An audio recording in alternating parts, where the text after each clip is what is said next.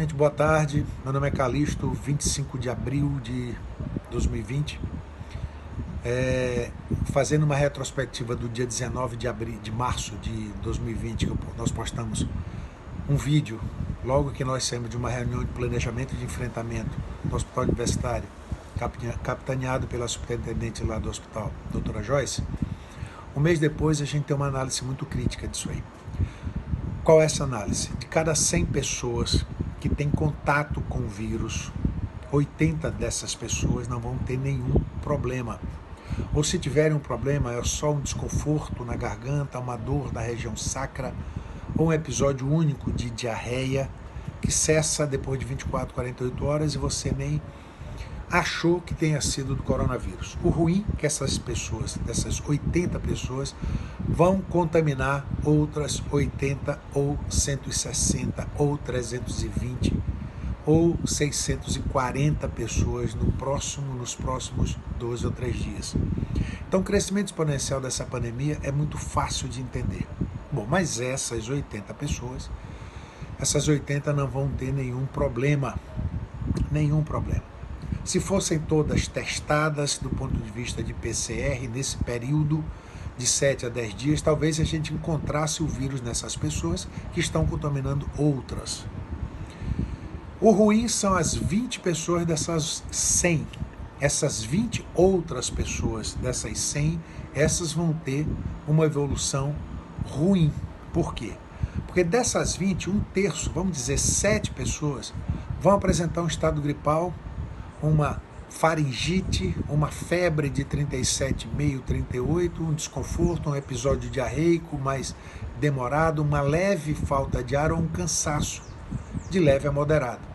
Essas pessoas, se procurarem uma assistência médica, talvez façam uma tomografia e saia de lá com o pulmão levemente comprometido, ou talvez nem isso dê. Essas pessoas, talvez, se fizerem um teste rápido, também não vai dar o IgG presente. E talvez essas pessoas, se fizerem a pesquisa do PCR, vão demonstrar que elas estão com o coronavírus.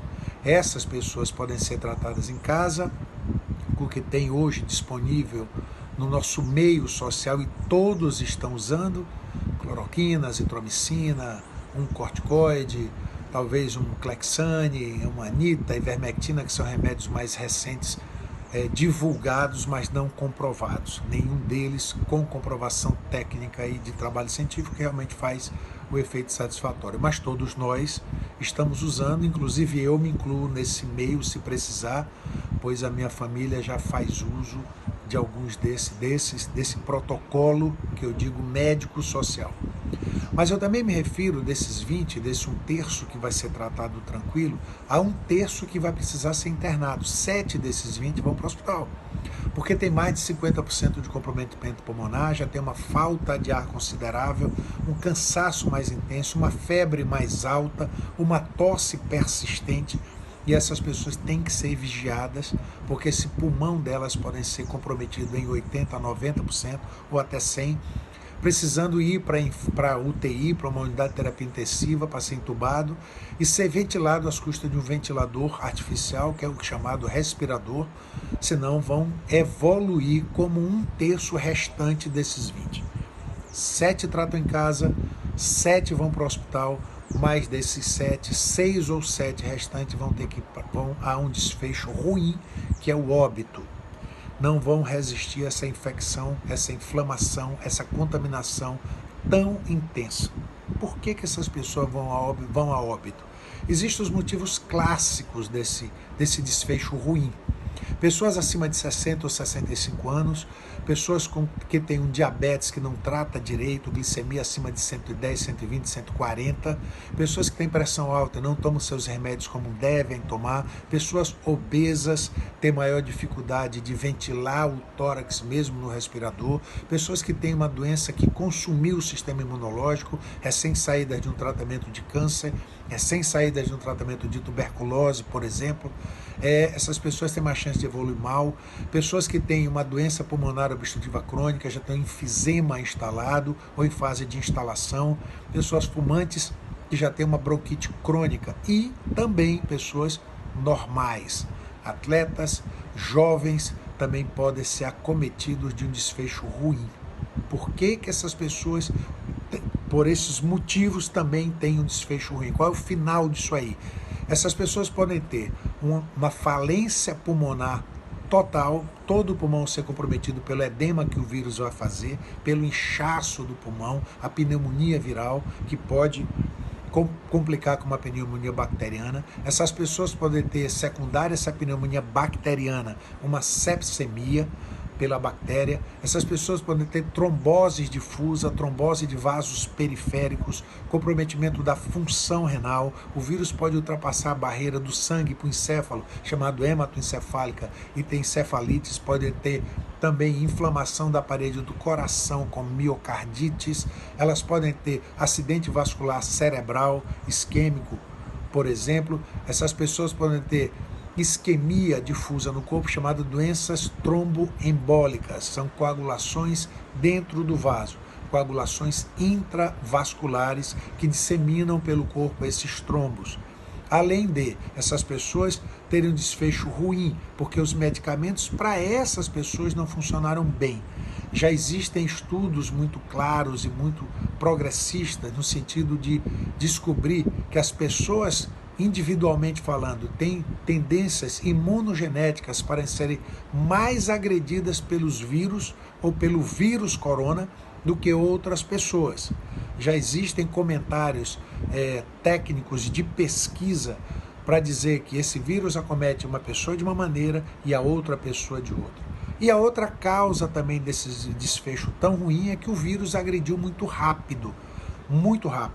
E a pessoa recebeu aí uma quantidade de vírus muito grande. Recebeu de manhã, recebeu à tarde e à noite, ficando muito exposta a muitas outras pessoas contaminadas com o vírus.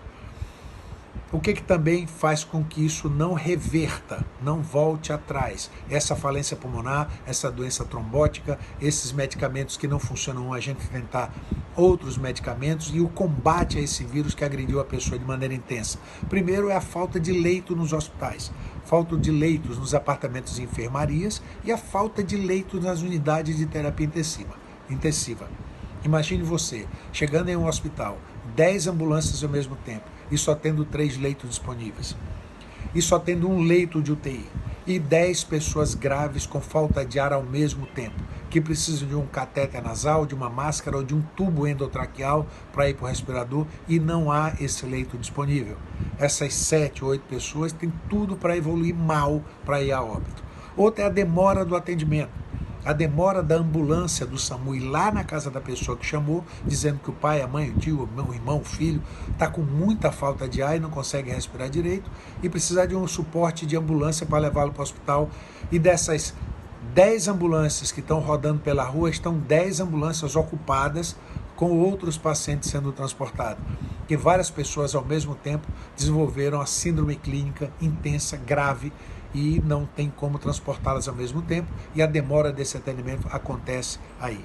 A falta de medicamentos específicos para tratar, falta de oxigênio terapia, falta de leitos, falta de remédios específicos, a exposição muito intensa ao vírus. Eu ainda vi essa semana pessoas reunidas num bairro próximo aqui de onde eu moro, jogando dominó, pessoas de 40, 50, 60 anos, numa roda de 8 pessoas, 4 sentados ao redor de um tabuleiro, jogando dominó, respirando um na frente do outro, trocando gotículas de saliva circulando pelo ar. Pessoas que não se preocuparam ainda. Por quê? Porque pessoas que ele não conhece, ainda não tem nenhum conhecido dele ou dela, ainda não morreu. E a falta de EPIs, equipamento de proteção individual, para os técnicos, para os médicos, para os enfermeiros, para os fisioterapeutas, para o motorista da ambulância, para os maqueiros, que tenham a proteção da máscara própria para o embate, a máscara própria para o combate, o face shield, a tela de proteção frontal, a roupa apropriada para transporte ou para o atendimento, o avental impermeável para a equipe médica de enfermagem e de técnico de enfermagem e fisioterapeuta dentro do ambiente hospitalar. Essa equipe vai adoecer. E se a gente deixar essa epidemia evoluir e adoecer, nós técnicos quem vai atender a população? Aí a chance de óbitos vai ser cada vez maior, porque pessoas menos experientes vão estar assumindo esse fronte de batalha.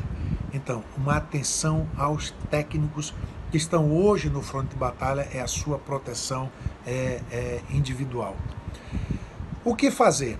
O Estado tem se preparado para isso, o governador tentado abrir mais leitos, tentado conseguir respiradores, tentado conseguir EPIs, tentando montar toda esse arsenal de armas para enfrentar. A prefeitura, do mesmo jeito, em parceria agora também com o Hospital Universitário, abrindo mais leitos em parceria com a Universidade Federal do Maranhão, também num esforço hercúleo da superintendente e do reitor, junto com o prefeito, tentando ampliar espaços para prevenir uma falta de espaço de leito, de respirador e de assistência médica para essas próximas 2-3 semanas. Mas tudo isso não vai adiantar nada se nós continuarmos nos expondo ao nível alto de contágio. Quem é da saúde não tem jeito, vai ter que se expor porque é o nosso trabalho. Nós estamos expostos. Nós temos que nos protegermos contra a entrada do vírus. Agora, a população que puder ficar em casa, tenha paciência. Todos nós vamos ter um baque financeiro muito grande. Nós vamos ter que sair deste ano de 2020 reunindo os cacos do que restou da economia. É melhor reunir os cacos do que as lembranças de quem foi a óbito por essa doença. Não se enganem, não vamos nos enganar, porque nós vamos ultrapassar agora o dia de número 60. Dia 26, nós vamos completar 60 dias de pandemia no país.